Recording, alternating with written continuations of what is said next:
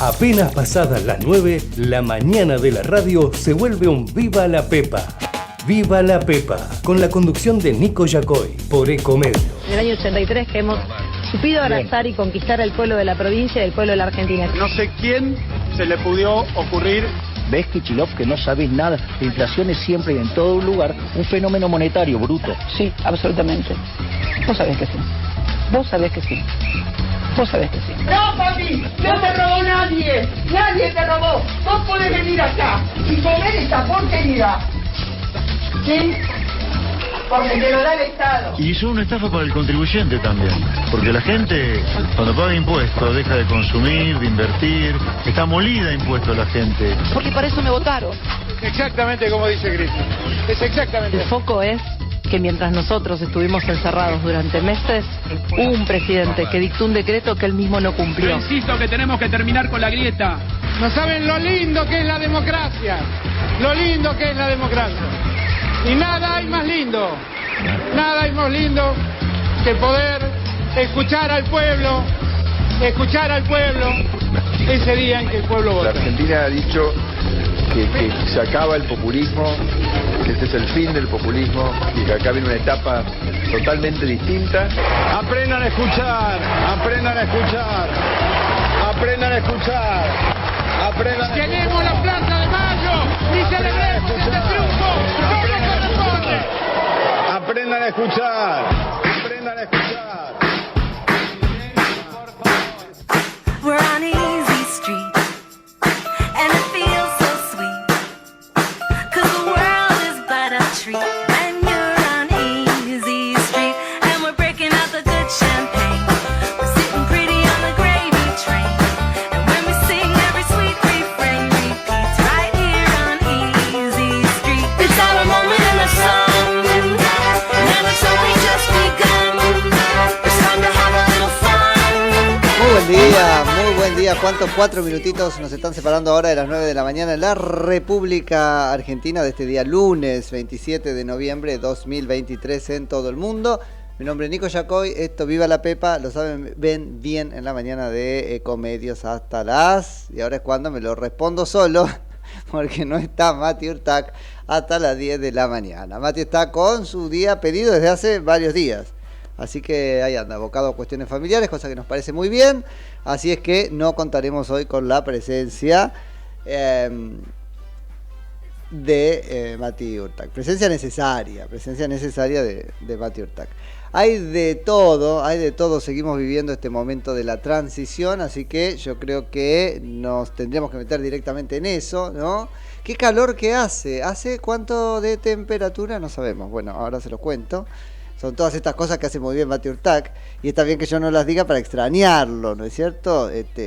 Tiene que ver un poco con eso la cosa, pero ahora mismo se los cuento. Y cómo este pronóstico del tiempo para el resto del día también es una cosa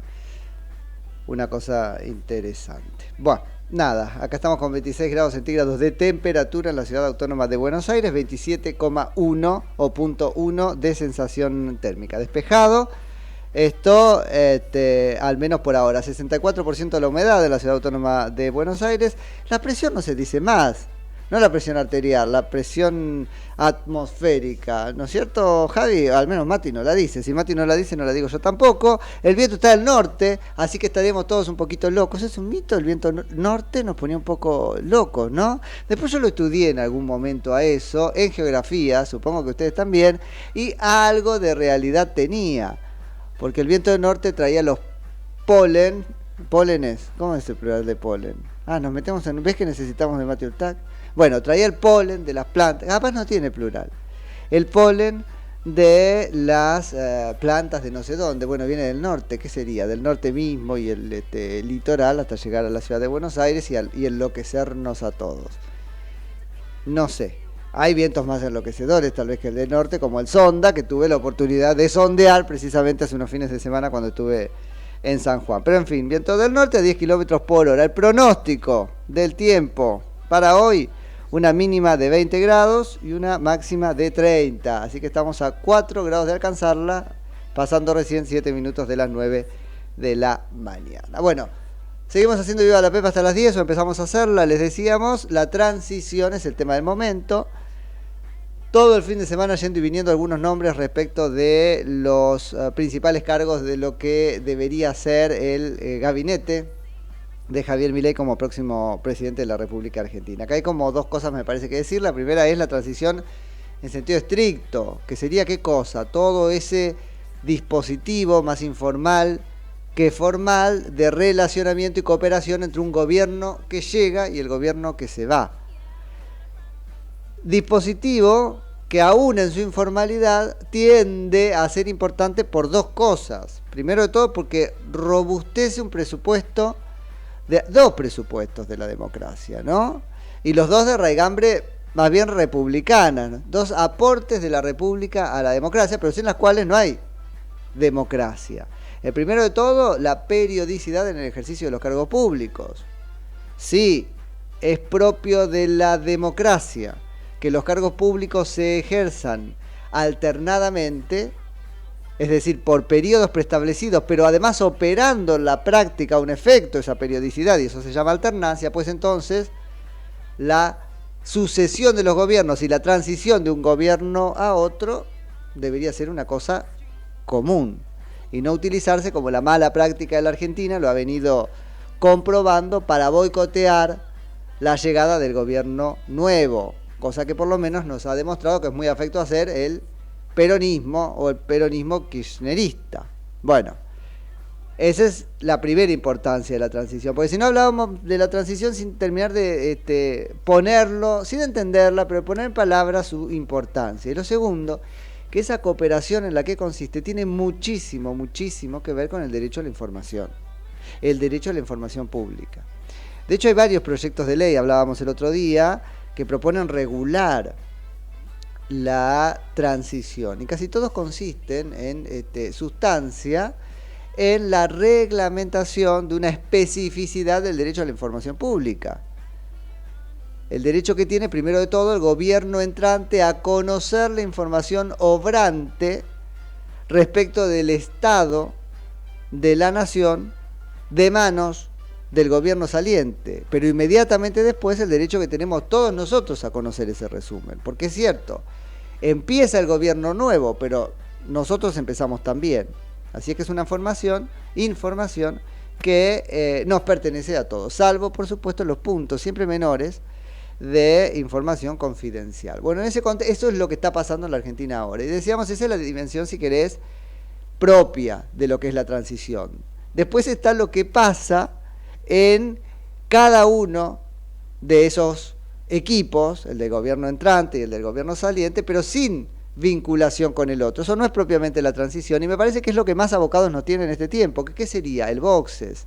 Sería la preparación, el precalentamiento, la vuelta previa, no lo sé, del equipo del presidente electo para efectivamente entrar en el gobierno recién el día 10 de diciembre. Creo que de esto hemos visto y estamos viendo, y aún veremos mucho más, que de lo primero. ¿Y eso por qué razón? Porque no está habiendo una auténtica cooperación, al menos formal, entre el gobierno que viene y el gobierno que se va, más allá de esa reunión del presidente de la Nación, Alberto Fernández, con el presidente electo, una suerte de puntapié inicial a una sucesión de conversaciones que deberían estar teniendo lugar en todas las instancias del gobierno, y no sé si efectivamente están teniendo lugar, o en cualquier caso no sé cuán fructíferas esas reuniones sean. Ahora, del lado del equipo de Javier Milei tenemos de todo, muchísima especulación. Lo primero que me gustaría hacer, a mí, es un poco un posicionamiento crítico respecto de cuál es la función del periodismo en ese contexto, porque estamos por ahí repitiendo inercias que no sé si tienen que ver con el nuevo tiempo en el que ingresa la República Argentina. No es que sean tan importantes, no, hay regímenes en los cuales los gobiernos le ponen el nombre al tiempo. Bueno, las dinastías chinas, a los períodos, esto no es tan importante como eso, pero ciertamente el gobierno de Javier Milei, un poco por su contundencia en la campaña, pero también por la contundencia del triunfo, abriga ahí, ¿no?, alguna esperanza. Vamos a hablar en un ratito nada más sobre el sentir social de la opinión pública, o el sentir de la opinión pública sobre el gobierno de Javier Milei próximo, que nos autoriza a pensar, bueno, nada, es un signo del tiempo, ¿no? Caracteriza a este tiempo. Bueno, probablemente tengamos que ir a ese tiempo nuevo con una predisposición nueva, que no implica regalarle a Javier Milei nada, pero implica entender su dinámica. Alguien que además nos dijo ser muy crítico de la casta. La casta implica actores, pero implica sobre todo dinámicas. Lo que te vuelve casta no es tanto la historia, sino el comportamiento, la práctica. Bueno, no encastemos a Javier Milei desde el principio interpretando como propios de la casta, es decir, como los de siempre, los comportamientos del presidente electo. Tal vez responden a un razonamiento distinto. Digo, no se lo regalo, lo tendrá que probar, lo veremos en los hechos. Pero nos veo a los periodistas encajados, repitiendo una cosa vieja, tratando de hacer periodismo de la misma manera de siempre. Cuando por ahí lo primero que tenemos que hacer, vuelvo, es el esfuerzo de entender este actor nuevo, que es Javier Milei. ¿Y en qué repetimos, me parece, esas dinámicas? En poner por encima la primicia a la confirmación.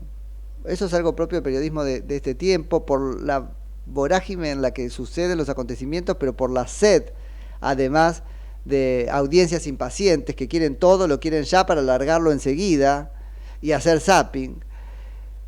Pero me parece que ahí vuelve a aparecer la dimensión un poco, si querés, pedagógica o educativa de nosotros los comunicadores. Bueno, está bien, vos lo querés ya, pero todavía no está. Todavía no está porque es una cosa importante, los que hay son trascendidos. ¿Cuántas placas vimos? Que estaría buenísimo que queden en la historia, en los archivos, enrostrables después a los periodistas. Digo, placas, el gabinete confirmado de Javier Milei.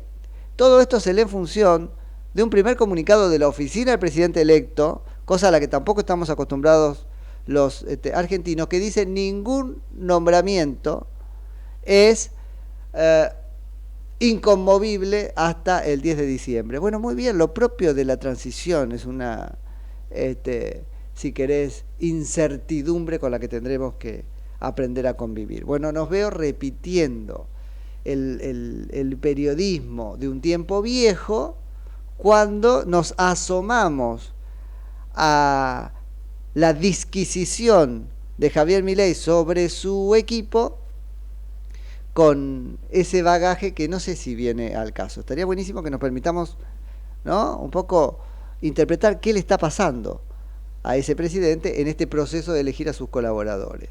Hay quienes ya se están preguntando, ¿y entonces es reforma o es revolución? Un poco bajándole las acciones a la revolución con el nombre de reforma como una cosa mucho más atemperada, de paso a paso. ¿Pero no resultaba que la revolución nos asustaba? ¿Pero no resultaba que está probado que las revoluciones te ponen en un lugar peor del que salías?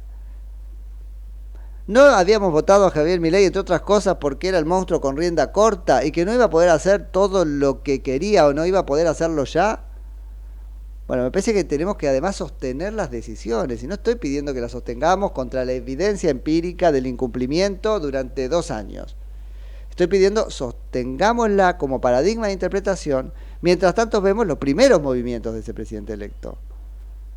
Así que va en el principio del programa una crítica a nosotros como analistas y como periodistas, primero de todo. ¿Qué es lo que estamos viendo? Efectivamente, me parece un Javier Milei que está tanteando el escenario, tanteando de muchos tanteos. Pero primero de todo es un tanteo de tipo político, las condiciones de posibilidad de la reforma que prometió y en la que está convencido. Vuelvo, las condiciones de posibilidad de la reforma que prometió y en la que está convencido. Hay una construcción ahí de poder. Y por otro lado, la construcción también del gabinete, que es solo la punta del iceberg. Y ahí se juegan muchísimas cosas. Primero, la fisonomía que tenga el gobierno en términos de, no quiero decir robustez política, porque a la robustez política se puede llegar desde distintos caminos, pero en términos de coalicionismo, lo llamamos así, ¿hasta qué punto será un gobierno de la Libertad Avanza o será un gobierno de la Libertad Avanza y otros elementos que le aporten cuadros? ¿O hasta qué punto esos cuadros serán aportados bajo la dirección de la Libertad Avanza hasta el punto de no formar un cogobierno, sino otra cosa. Bueno, lo que yo estoy viendo hasta ahora, por los nombres que hay dando vueltas, digo, siempre salvo los confirmados oficialmente, agarrados con pinzas, con broches, y que Javier Milei está haciendo un ejercicio prudencial, llamémoslo así, ya que está Javier Milei en una etapa espiritual, viajando, después les vamos a contar a qué, a los Estados Unidos en este momento, tal vez ya llegando. Un ejercicio prudencial, hablamos mucho de la prudencia en este programa. La charlamos, por ejemplo, para decir lo que los jueces dicen que es prudencia, muchas veces no es prudencia. Porque es una dilación hasta que haya mejores condiciones para que le sea menos caro tomar una decisión que a él mejor le convenga. No sería prudencia. Trabajamos mucho en este programa la idea de que la prudencia no es algo que tenga que ver necesariamente con la inacción, sino al contrario, traemos prudencia, es saber, o es también saber cuándo apretar el gatillo, dicen alguien en El Padrino. Sí, claro, es acción. Prudencia también es acción. Prudencia es la calibración de los principios con la realidad práctica, los principios generales con esa cosa multiforme, cambiante que es la realidad. Lo veo Javier Milei en este momento, de alguna manera, viviendo un proceso en este sentido prudencial. Y me parece que ya hay algunas puntas respecto de cómo sale de este proceso.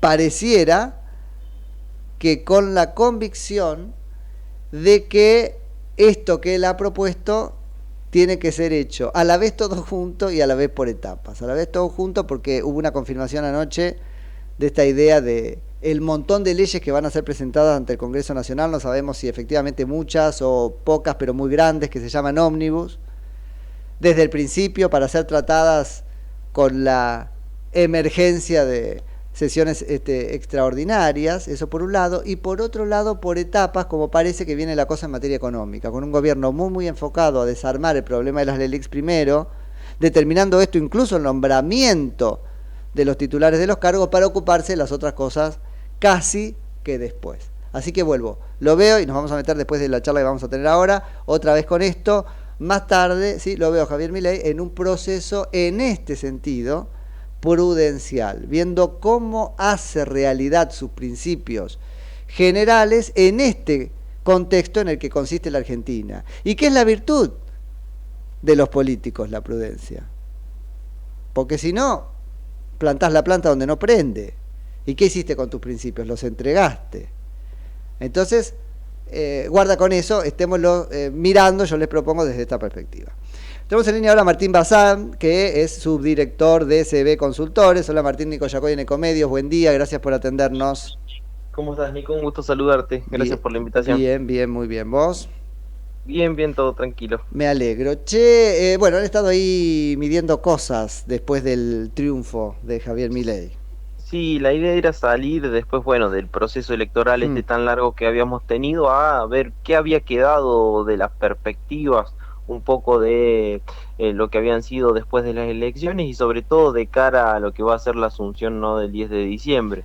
Primero quedamos agotados. ¿Tienen algún indicador sobre eso como ciudadanía? ¿Cómo quedamos? ¿O ahora estamos como revitalizados después del resultado? Yo creo que no tenemos indicadores, pero creo que el proceso electoral fue larguísimo y seguramente todos están en algunos lugares incluso votando intendentes, gobernadores en días distintos a lo que fueron. Córdoba es infernal este calendario. Sí, yo personalmente he ido a votar este año 3 para presidenciales, una gobernador, una intendente, casi 5 veces. Bueno, siempre está bien votar, hay que ordenarlo a eso, pero bueno, el punto es que llegamos con la lengua afuera. Sí, así que un poco después de esto la idea era salir a ver cómo había quedado el humor social, ¿no?, de cara a lo que va a ser sobre todo la figura de Javier Milei, y nos encontramos con un Javier Milei con una imagen positiva muy alta después de las elecciones ganadas, con una alta legitimidad, ¿no? 59% de imagen positiva para él, 33.7 de imagen negativa. Para tener en cuenta, siempre esto se da un salto, habitualmente cuando hay una victoria electoral, bueno, la imagen de ese candidato que logra una victoria importante tiene un principio auspicioso, ¿no? Y mejora la imagen positiva que podía llegar a tener antes de la elección. ¿Y esto a qué se debe? ¿Es tan simple como el exitismo, digamos, o es otra cosa? ¿Necesitamos esperanzarnos y lo ponemos ahí? ¿Qué pasa? Sí, tiene un poco que ver con eso, un poco con quizá aquellos que tenían una imagen regular de Javier Milei, bueno, esa esperanza o ese proceso de cambio puede hacer que hay un grupo de votantes que lo miraban quizá de reojo, bueno, empiezan a tener una vista de una imagen positiva del candidato, teniendo en cuenta una mirada positiva de lo que puede llegar a venir, ¿no? Claro. Un exitismo también después de las elecciones también puede acompañarlo. Bien. ¿Qué significa este número puesto en perspectiva? ¿Qué ha pasado con otros presidentes? ¿Qué noticia nos da eso? Bien, el antecedente más cercano es Alberto Fernández, ¿no? Que yo lo que iba a decir respecto a estos números es que es muy importante los primeros meses, respecto también a lo que vos venías hablando antes, de ver qué empieza a ver con las primeras tomas de decisiones. Claro. Es fundamental, ¿no? Porque eso permite o mantener la imagen positiva o que la imagen positiva se vaya degradando. Claro.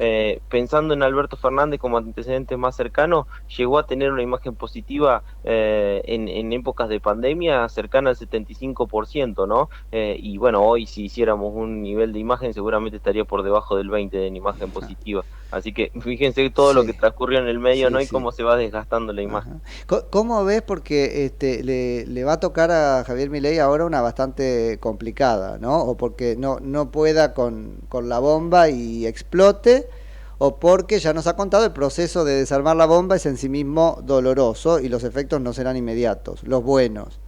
¿Cómo suele pegar un discurso del tipo sangre, sudor y lágrimas? Porque parece, viste, que Macri le dijo: no hagas lo mismo que yo, no te vayas a bailar con Gilda, contale al público lo que encontrás y los esfuerzos que vas a necesitar. ¿Eso te puede prodigar más imagen positiva o vas al muere casi seguro?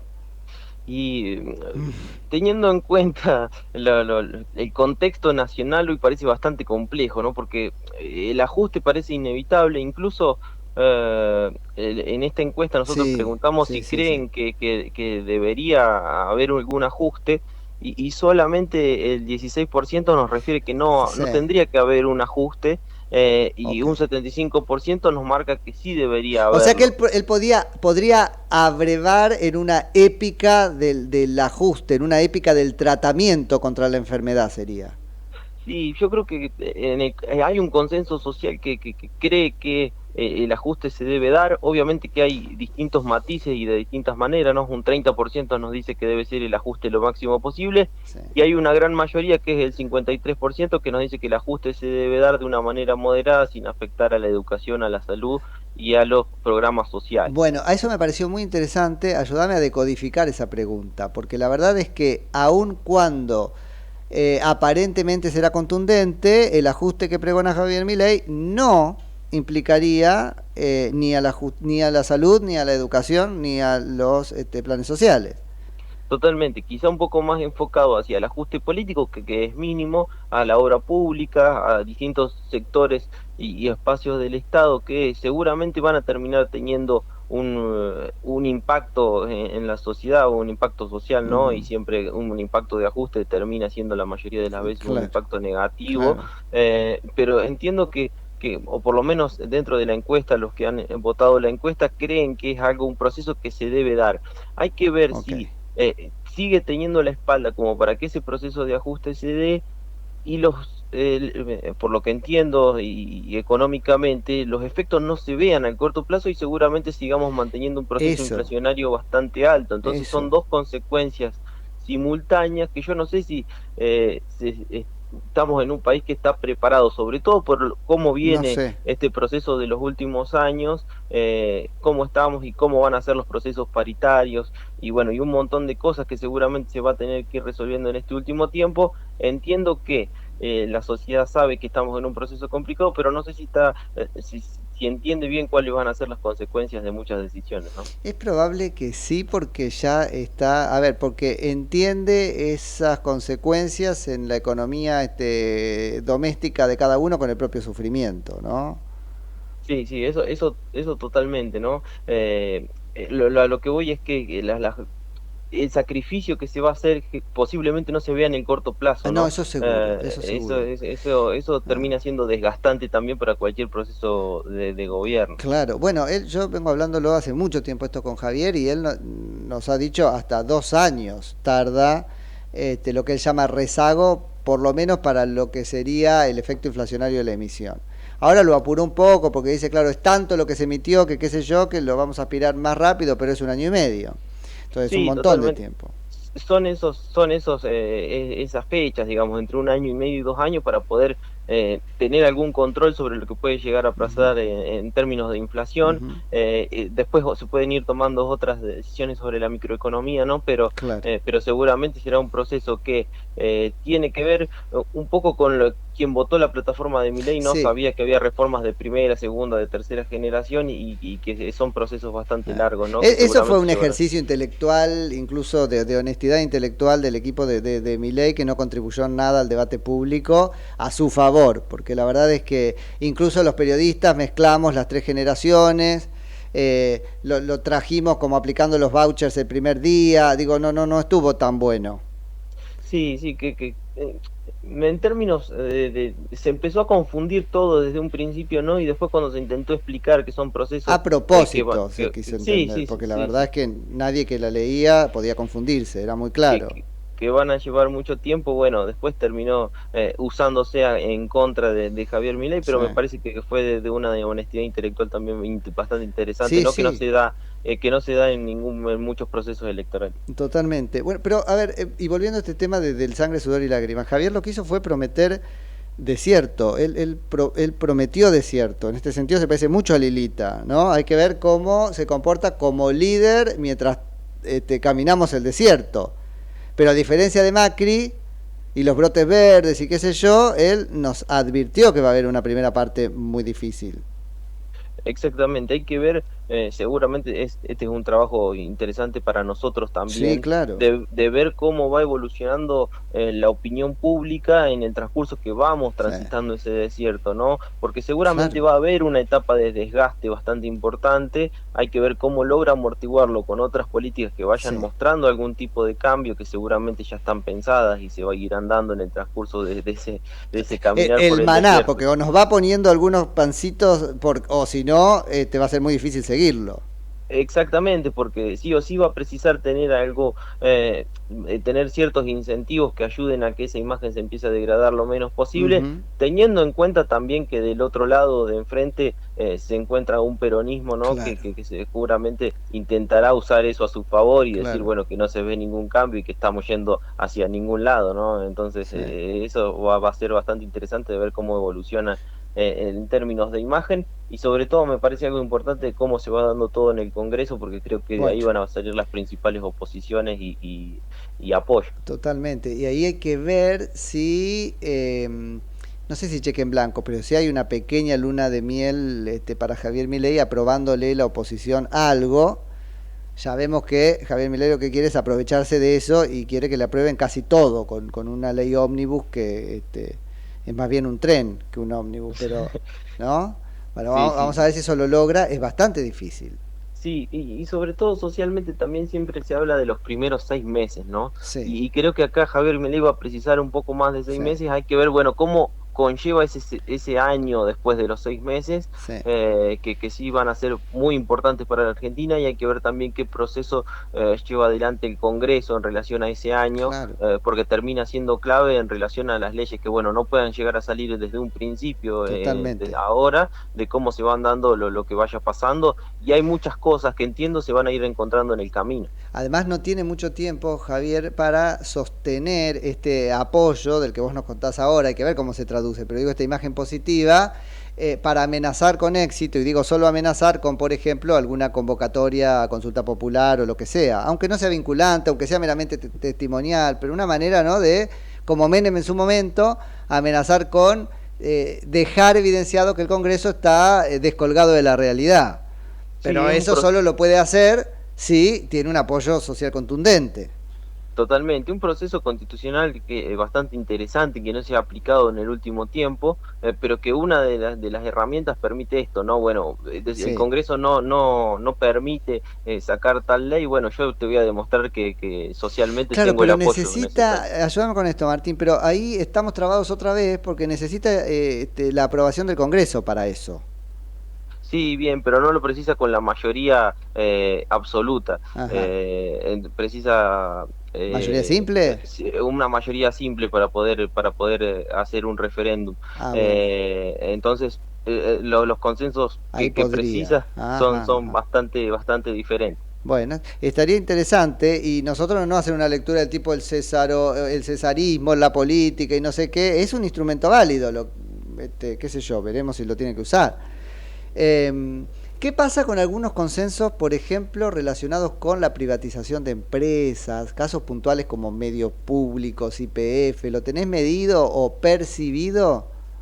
Bien, no medido en este caso, pero sí teníamos una percepción de antes de las elecciones, incluso, en donde la mayoría estaban a favor, por ejemplo, de la privatización de Aerolíneas Argentinas. Mirá cómo cambió ese consenso.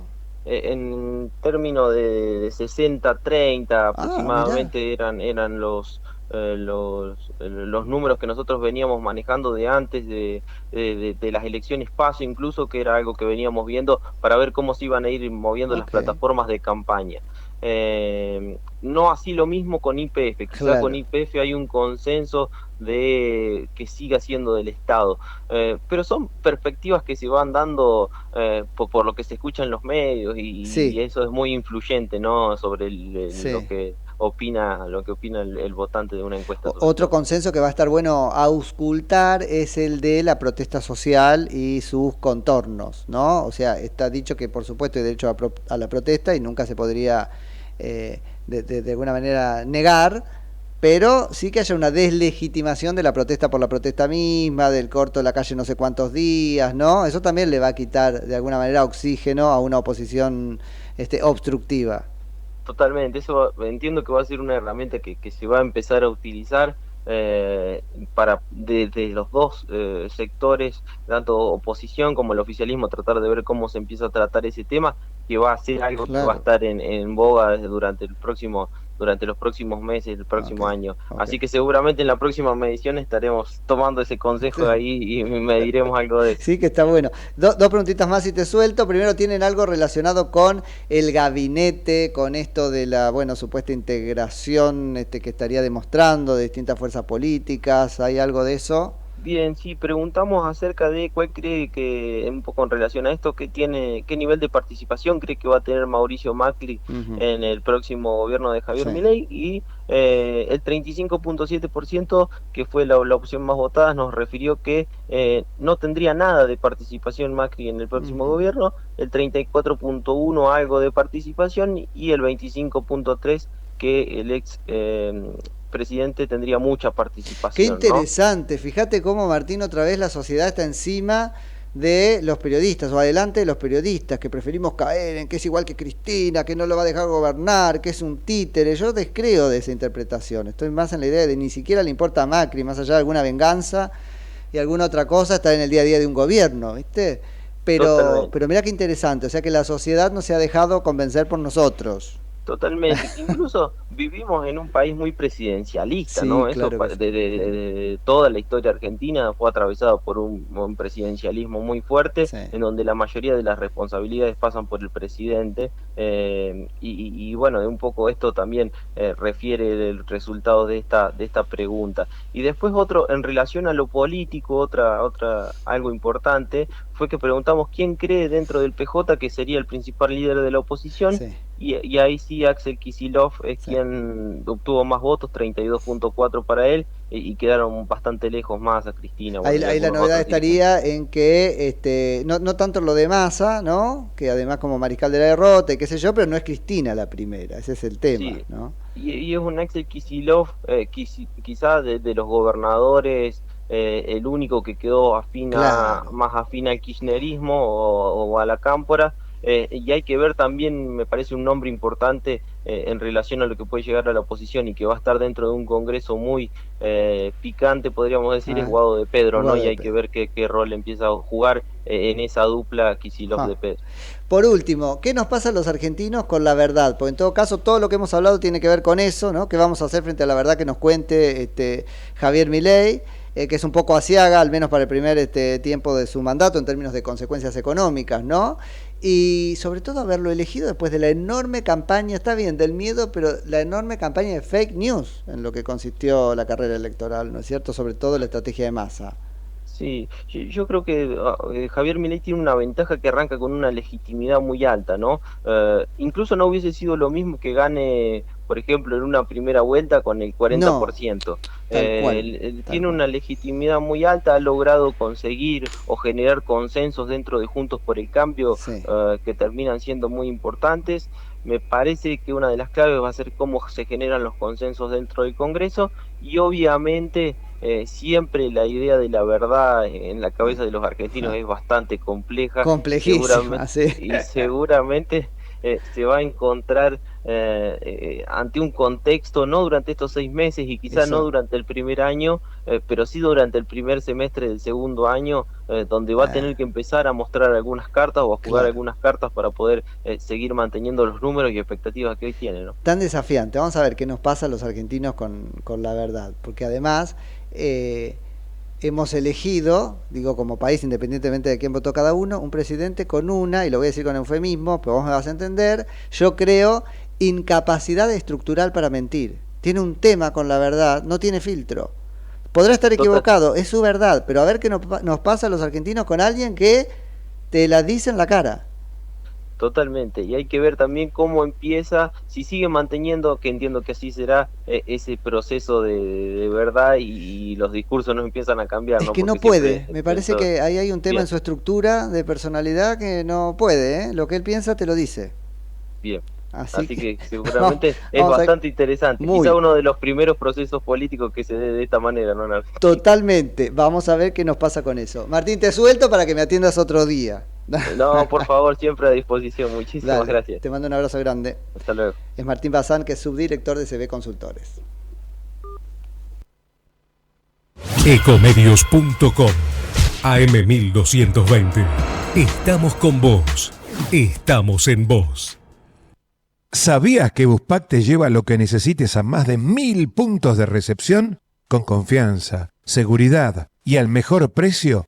Envíalo que sea sin límite de tamaño. Pack. Envíalo al toque con Buspack.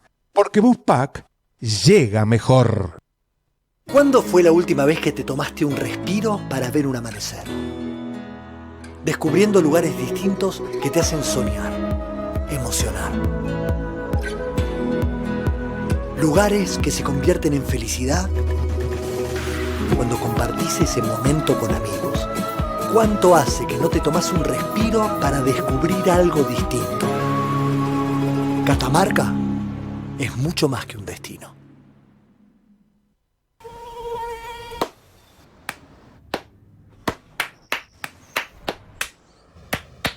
No aplaudamos al mosquito, combatámoslo en serio. Para combatir el dengue, el zika y el chikungunya, evitemos que los mosquitos piquen y se reproduzcan. Usemos repelentes, coloquemos tules en la cuna de los bebés y demos vuelta a contenedores para que no se acumule el agua. Si tenés fiebre alta, dolor de cabeza y dolor muscular, no te automediques y acudí al médico. Encontrá más información en argentina.gov.ar. Argentina Unida, Ministerio de Salud, Argentina Presidencia. Somos tu destino de crecimiento, con políticas activas para generar competitividad y desarrollo, y la infraestructura que tu proyecto necesita. Entre Ríos, una provincia fuerte que está en marcha. Gobierno de Entre Ríos. ¿Sabías que un rico y auténtico sabor de un gran espresso ya no se encuentra solo en las cafeterías gourmet? Y además, con la línea de cafeteras Oster, la preparación de tus bebidas favoritas con café son tan ilimitadas como tu imaginación. Conocé todas las cafeteras disponibles para vos en www.osterargentina.com. Informate en ecomedios.com. Seguinos en Facebook, Ecomedios Live.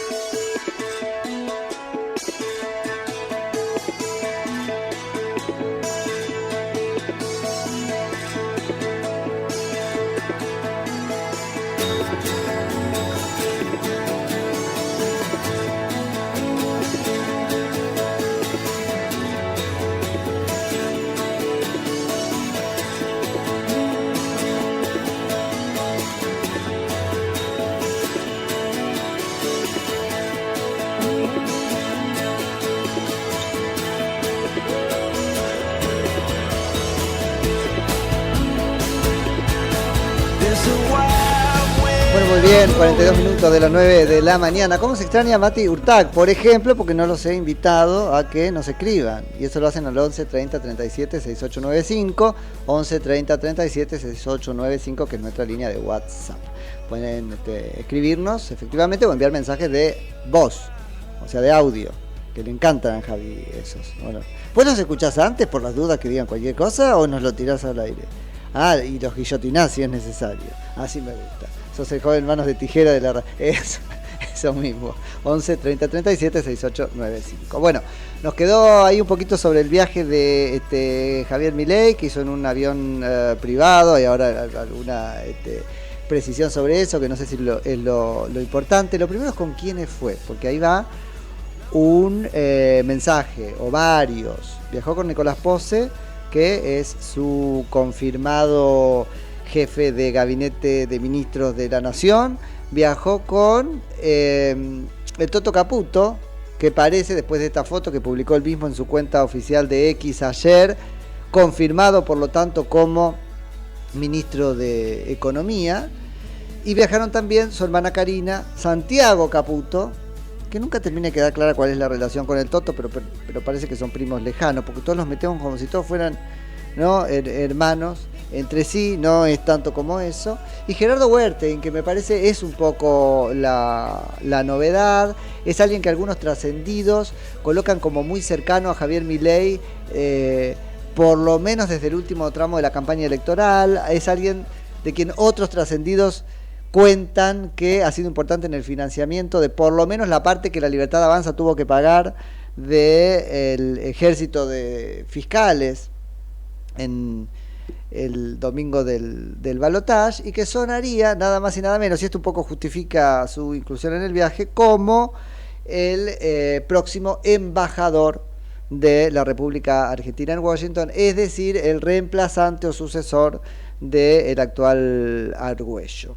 Así que bueno, esto es lo que tenemos, una comitiva encabezada por el propio Javier Milei y compuesta entonces por Luis Toto Caputo, Karina Milei, Santiago Caputo, Nicolás Pose y Gerardo Huertein. Sobre Gerardo Huertein hubo ya algún escarceo sobre su posible nombramiento en los Estados Unidos, en preguntas que se le hicieron al embajador norteamericano Mark Stanley, que dijo: hemos trabajado bien con Huertein en otras cosas, estaría bien que sea el próximo embajador. Huertein viene de ser durante muchos años presidente del Comité Olímpico Argentino. Así que bueno, esta es la gente que va ¿a dónde? A Nueva York primero y a Washington después, pero que va a qué, y ese es un poco el gran tema, ¿no es cierto?, de esta gira. Primero de todo, es una gira de carácter espiritual. Va Javier Milei al barrio de Queens, ahí en Nueva York, a rezar en el lugar donde rezaba el Rebel, dice él, que es el Rebel de Lubavitch, o de Lubavitch, el Rebel de Lubavitch, que es un rabino que es el fundador de una corriente dentro del judaísmo de muchísimo predicamento a nivel internacional y sobre todo en los Estados Unidos. Saben que a instancias de el movimiento del Rebel de Lubavitch, la fecha de su nacimiento fue consagrada como el Día Nacional de la Educación en los Estados Unidos. Digo, mucho predicamento. Y él va a rezar ahí porque ahí rezaba el Rebel que lo siguió al Rebel de Lubavitch, que a la sazón fue su yerno. Y por rezar ahí, él afirma haber obtenido varios milagros o concesiones. Así que es un lugar sagrado para al menos una corriente muy importante del judaísmo y muy importante para Javier Milei. Él viajó, yo no sé en cuál de sus viajes, pero hizo uno medio relámpago después de las PASO, o después de la primera vuelta incluso, después de la primera vuelta, y contaba en algunas notas que dio que ahí pidió 3 cosas, y esto para empezar a entender un poco la espiritualidad del líder, porque en definitiva así se llama en análisis político a la persona que dirige, ¿no?, el líder de esta etapa. Así como su razonamiento es importante y su psicología es importante entender, me parece, su espiritualidad. Dice que le pidió 3 cosas por las que va a agradecer. La primera, sabiduría. Y esto es muy, muy clásico, es muy, muy clásico. casi como es la descripción de las virtudes cardinales en la doctrina de la Iglesia católica, ¿no? En la filosofía clásica. Sabiduría, ¿para qué? Para distinguir el bien y el mal. Coraje, o podríamos llamarlo fortaleza, ¿para qué? Para elegir, acá aparece ya no el discernimiento, la inteligencia, sino la voluntad, ¿no es cierto? ¿Para qué? Para elegir el bien. Coraje para elegir el bien. Y fortaleza para sostener esa elección. Así que va a agradecer por estas tres cosas y porque dice que le pidió ahí, no es que se la pidiera al Rebel, pero por su intermedio, aceptar el papel que le fuera asignado en este proceso tan peleagudo y largo en el que consistió el cronograma electoral o calendario electoral de la Argentina. Así que es esto lo que fue a agradecer. Vuelvo, interesante. Ya un presidente que agradece me parece que es algo interesante y una apertura a la espiritualidad que no es cerrada, porque él diciéndose católico, está estudiando la Torá, pero además en un proceso de estudio de la Torá que no sé si es de conversión al judaísmo, se reconcilia con el Papa Francisco. Digo, es interesante, una apertura al plano espiritual que me parece te desapega un poco de la política, que puede ser peligrosa si es donde abreva el poder para justificar sus imposiciones, pero me parece acá hasta ahora tiene más que ver con agradecimiento que con fundamentalismo. Estaremos siempre mirando que esto permanezca en esa ecuación, ¿sí? Y después se van a Washington, aparentemente a tener reuniones que le armó muy propias de la agenda de un presidente electo. No esperemos que se encuentre con Biden, el embajador de los Estados Unidos en la Argentina, Mark Stanley, y son reuniones con asesores de la Casa Rosada. No es alocado pensar que Javier Milei va a visitar la Casa Blanca, no es alocado pensar que va a visitarla. Vuelvo, no en la pretensión de encontrarse con Biden, pero sí con asesores, sobre todo con los asesores relacionados con la economía y con las relaciones internacionales con foco en América Latina o Cono Sur. Aparentemente habrá reuniones también con funcionarios del Departamento de Estado y con funcionarios del Departamento del Tesoro. Así que estas serían las reuniones de Javier Milei con funcionarios de la administración norteamericana. Vuelvo siempre en un plano del presidente electo. Y habrá reuniones también con funcionarios del Fondo Monetario Internacional. Acá podría tranquilamente reunirse con Cristalina Georgieva, no sé si eso va a pasar, pero digo, reuniones de altísimo nivel con el Fondo Monetario Internacional. Siendo que subieron a Caputo, probablemente haya reuniones también con algún grupo de inversores o con banqueros o qué sé yo, eso podría ser en Nueva York mismo, pero no me consta. Lo que hay confirmado es esto que le conté, viaje entonces relámpago de Javier Milei a Nueva York, su primer viaje como presidente, que díganme si no, un poco confirma el perfil de este presidente electo de los argentinos, que tiene de espiritual y tiene de economía, ¿no? Está bien que un poco es la necesidad argentina, ¿no?, la que impone esto de tener una agenda económica tan nutrida, el viaje que está haciendo ahora entonces Javier Milei a los Estados Unidos. Muy interesante me parece respecto de conocer este nuevo líder y su manera de razonar, cómo la economía aparece todo el tiempo como una lógica para solucionar los problemas. Te diría que impregna incluso la definición que él tiene de la política, cuando él trae esto de vengo a la política a solucionar problemas y no a cambiar la vida de la gente o a qué sé yo, que es una cosa que un poco fundamentó el accionar político o la opción por la política primero y su accionar en ella después de todo lo que Javier Milei llama casta, o sea, peronista, radical. La definición que un poco vertebraba el accionar de los políticos en la Argentina era un lugar para cambiar la vida de la gente. Yo se lo he escuchado incluso muchísimo a gente de PRO, cambiar la vida de la gente. Acá hay un cambio de raíz en la concepción incluso de la política. La vida de la gente se la cambia sola, lo que yo no puedo hacer es complicársela, y en todo caso, para no complicársela tengo que solucionar problemas. La política como una herramienta más de tracción y de aflojamiento de restricciones que como una política inmersiva, de intromisión, de avance del Estado en las decisiones de la gente y de las empresas.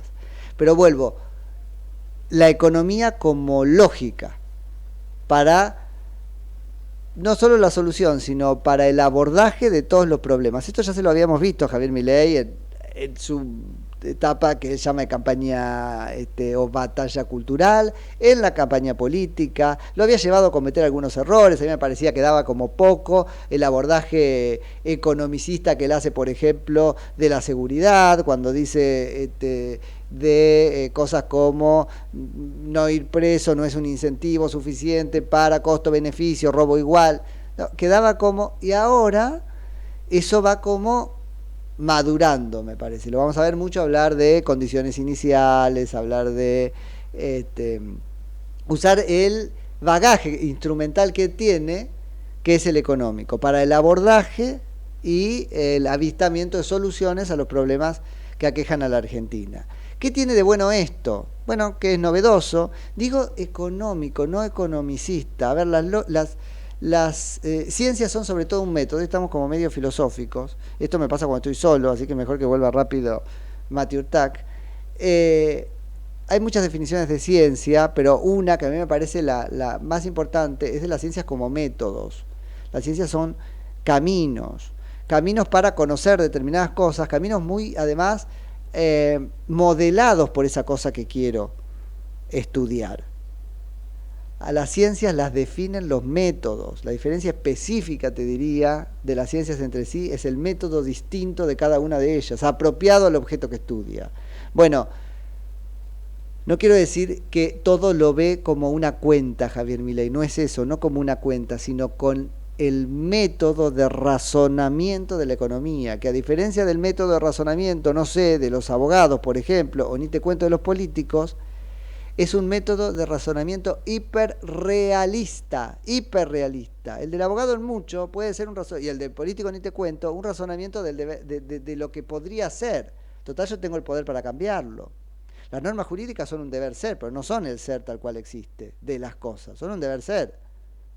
Te cuentan cómo tendría que ser la sociedad ideal, si cumplís la norma, casi todo el derecho, o si no la cumplís o transgredís, y eso te va a valer una sanción, más que nada el derecho penal.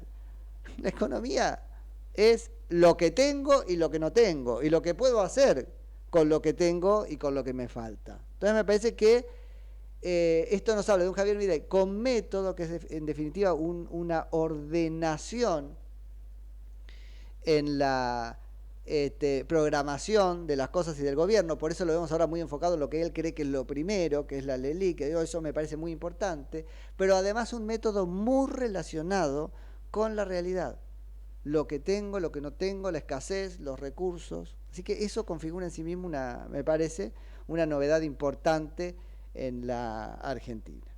Y antes de irnos, les cuento que habló Alberto Fernández. Eso sí, habló Alberto Fernández, lo estuvo haciendo en varios medios, lo hizo en Perfil y en otros. Tiene acordadas estas entrevistas, parece desde hace un tiempo, porque está determinado Alberto Fernández en tratar de dejar atado una visión propia de su legado. Saben que él ha dicho que le entrega el bastón, y eso ya es bastante que haya llegado a los 4 años, digo, todos pusimos mucho de nuestro espíritu republicano para que eso sucediera, ¿no?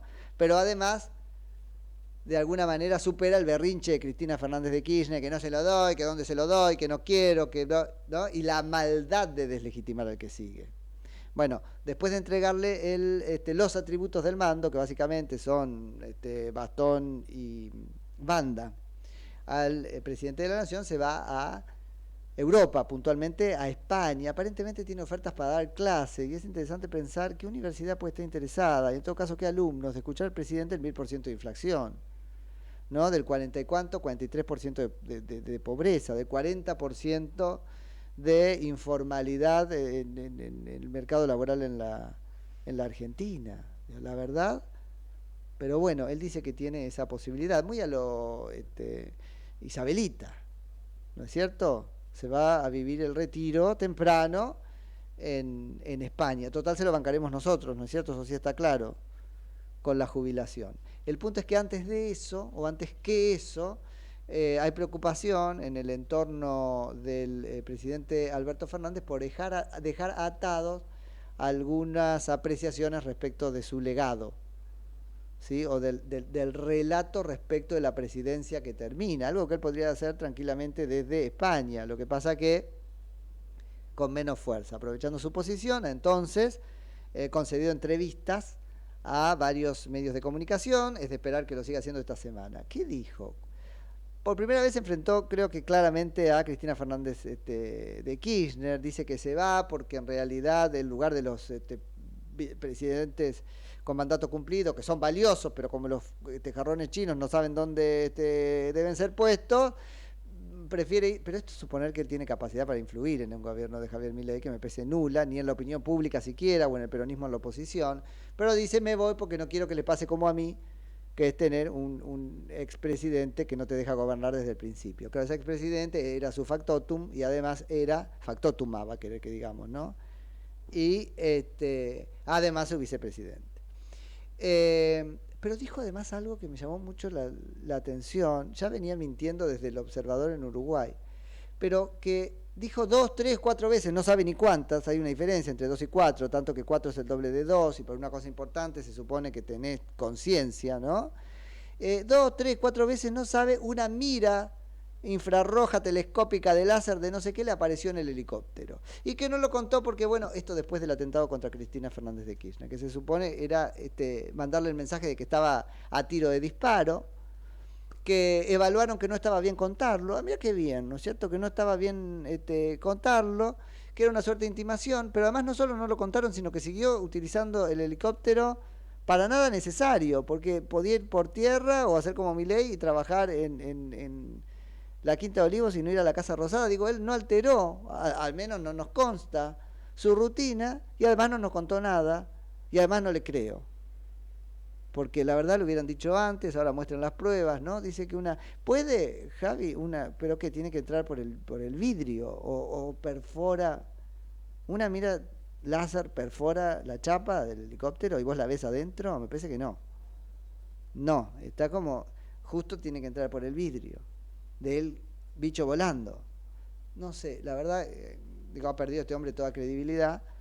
Hay que ver si los dijo con los anteojos redonditos que usa para mentir o sin ellos, pero en cualquier caso eso nos contó, tal vez para llamar la atención y darnos un poco de lástima. A las 10 de la mañana yo me voy para ser buen vecino y que parezca que siempre que entregamos tarde es culpa de Mati Urtac. ¿Te parece, Javi? Muchas gracias a ustedes, nos vemos mañana a las 9 de la mañana.